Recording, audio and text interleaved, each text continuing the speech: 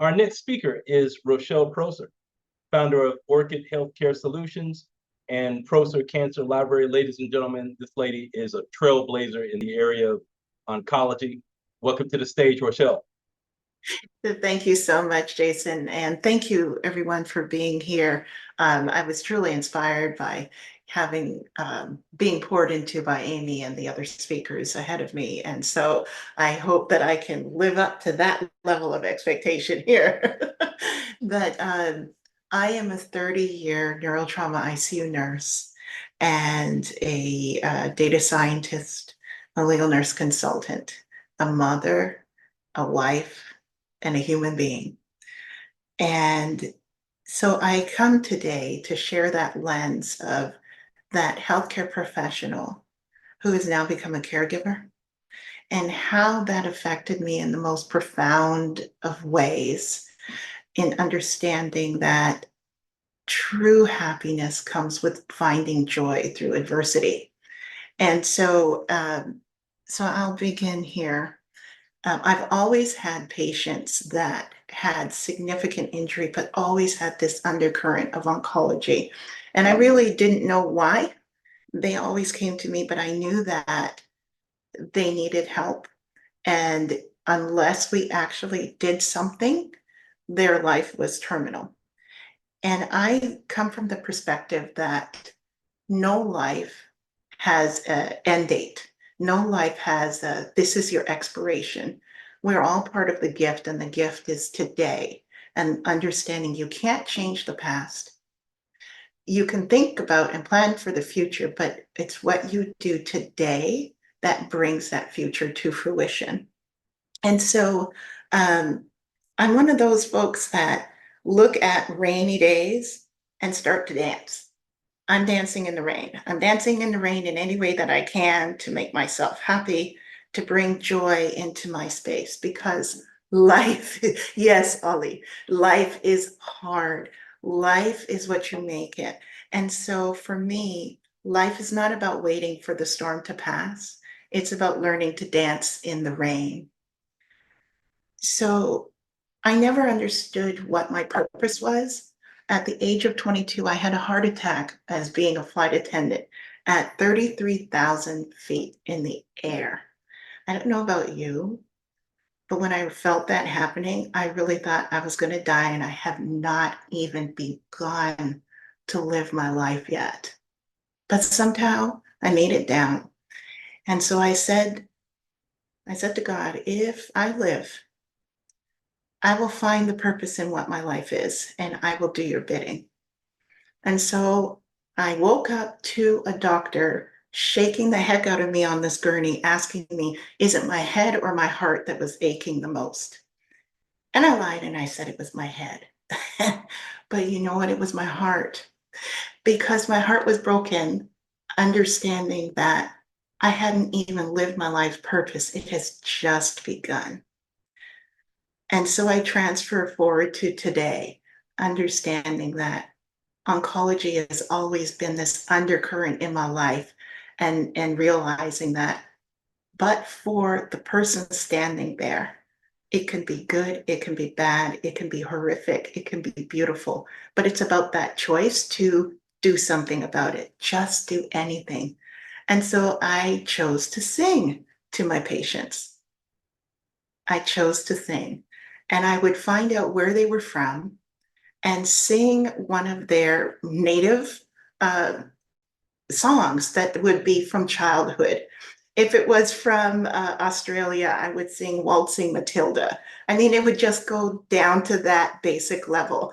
And I would use that to motivate them to get up, to get moving, to get motivating, to get back to the living, and say that there's so much more.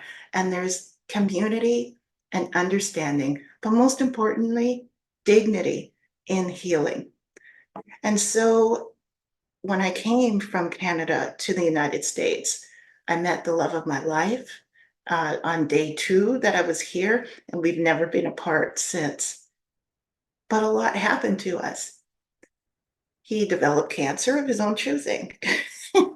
He was a smoker, and that's where I come from. And And so it was hard for me to understand that his life choices were now affecting me, affecting our children, affecting our quality of life. But I loved him through it because we made that commitment to move forward together. And then when we had our third child, she too was diagnosed with cancer, but this time it was inoperable, and she was 4, and it was in the brain. And so for me, it was important to have that beautiful spirit that was given to me in the way that she was, as peppery and spicy as she was.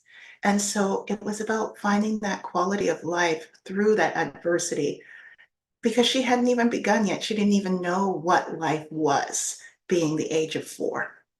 And I could distinctly relate to that, going back those many years, being 22 and deciding what was I going to do. And I realized, this is the purpose. So as she went through her journey and the treatments started to fail us, my husband was re-diagnosed with cancer again. Again. I don't know about you. I wouldn't wish that on my worst enemy. And so now you have a choice to live in the pits of hell of dealing with that, or finding a way to thrive, to keep your family together and live. But I had to make the ultimate sacrifice. Here's that thing that our wonderful harpist was talking about, choices. I had to choose between saving my daughter or saving my husband. It's truly diabolical. But of course, the 4-year-old was who you went with because she hadn't lived yet and cannot survive on her own. So we ended up going 5 states away to find a solution, maybe a shot in the dark. But what we knew is in the place where we were, it wasn't going to work for us. And so I had to make that choice for her. And that comes with consequences and ramifications, because what we do today in the dark doesn't come to light until it's manifested in years and ways you can truly not imagine. But what was most important for me in that journey was looking at the quality of the life. The life was important, the quality of the life, that presence, the gift. I could choose to ball up in a corner because I had 7-figure medical bills, or I could find that one thing today to make my child smile and laugh and hear the beauty of just hearing her voice, which was the gift, is living in the presence.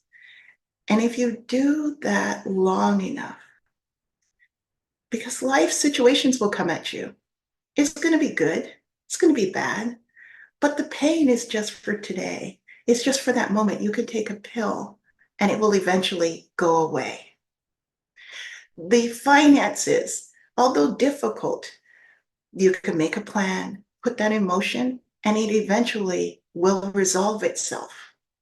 What you can't do is focus on the negativity, because in focusing on the negativity, you're just going to keep manifesting that.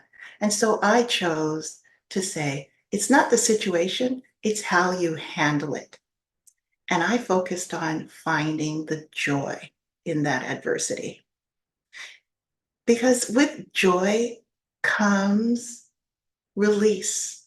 It heals the soul. It actually releases dopamines within the brain that acts as a natural chemical stimulant to slow the heart, to reduce your blood pressure, to release the allostatic stress that affects us all in our life, but then manifests in our DNA differently to cause waist gain on all of these things. And if you can move it from a harmful place in the stressors that we can change, we can find true meaning and joy eventually. Because all of those points of pain, distress, and despair will go away. You know why? Because tomorrow the sun will rise, and it's always a beautiful beginning. And if you can hang on to that and focus on those moments of joy, you can string them together. And before you know it, you found happiness, true happiness. And so that's what I held on to. And every day I made that decision to make my daughter smile, because if she was able to breathe, I could smile. And not only did I do that with my patients, I did that with my family, with my extended colleagues and friends. And now it's every day is a gift. Every day is a beautiful thing. And that negativity, it just cannot come my way. I won't accept it. I will give it right back where I found it. And that's what makes me say that I bring dignity back into the healthcare journey, because that's what's missing. Finding those joyful elements and finding those safe spaces to be around. When you enter the space of healthcare, healthcare is visited upon you. It's usually in a time and a way that you could never imagine, don't expect, and usually is under emergency circumstances. And even in the miracle of birth, it still becomes that emergency space because there's fear. And that fear is what drives that conversation when we talk to our doctors or our loved ones, when we hear those messages, good, bad, or ugly, when we understand that the journey and the process might be harder than the disease itself. And who wants that? I don't want that. I definitely don't want to bring that to my patients, to their families, to their loved ones. And I realized that the delivery of healthcare and how I thought I was giving it to others when it was visited upon me was an entirely different experience. And then I had to look at what are the values, cultures, and beliefs that are being imposed on me as I'm visiting within this space. I was assumed to know everything. I was expected to have every answer. I could not be vulnerable to have that conversation to say, why is it this way? And are you that best person to be talking to me about this? And that was a very difficult space to be. And so, how do you handle that and still be that parent, being allowed to be that human spirit there to provide solace and comfort? And so, it was when my daughter wasn't talking and she was in a wheelchair and she couldn't walk and she couldn't control her bodily functions. And they told me, this is hospice journey number 5, and she will not come out. And I watched this little girl breathing, and I said, not on my watch. Life does not have an expiration date, and who are you to say when it will end? And so I brought, the next day, they were doing music therapy, and I wheeled her into that room where all the children were. And she was just banging on a drum and playing a flute and shaking a tambourine. And she was waving a scarf. And all of a sudden, I saw this little girl that was aphasic, not talking, not interacting with anybody. She smiled. She sat forward and she said, Kayla is here. Kayla is here. And I still get chills today, because somewhere in that music, she could find that kinship and find that safe base to say, I can come out now. Whatever is being visited upon me is gone and I'm safe. And so as soon as I saw that, I said, that's the thing. That's the missing link. We need to find connection and communication and allyship wherever we find it. And so I encourage my patients and their families to say, you're going to have a lot of beliefs, but when you have the whole picture and the whole story, it's going to be a cake and a dish that you might not want to eat. And your family may have some thoughts about what you're about to do that may not be pleasant to hear. And it's okay to tune out the noise, tune out the negativity, and say, I'm here, I'm for it, and I will find the joy within it. And so, as I close, in oncology, it's difficult living with cancer is difficult. I would say to you, raise your hand if you lost a parent to cancer. Raise your hand if you lost a child to cancer. Raise your hand if you lost an aunt, an uncle, a grandparent, grandmother, great grandmother to cancer. Raise your hand if you lost a work colleague or a neighbor. Raise your hand if that person living with cancer is you. And when I look across this sphere, there are so many hands lifted. Before, when I first started this journey in oncology, almost 30 years ago, and I'm saying my age at this point, cancer was a death sentence. There truly weren't a lot of options. And there was a lot of fear in this space.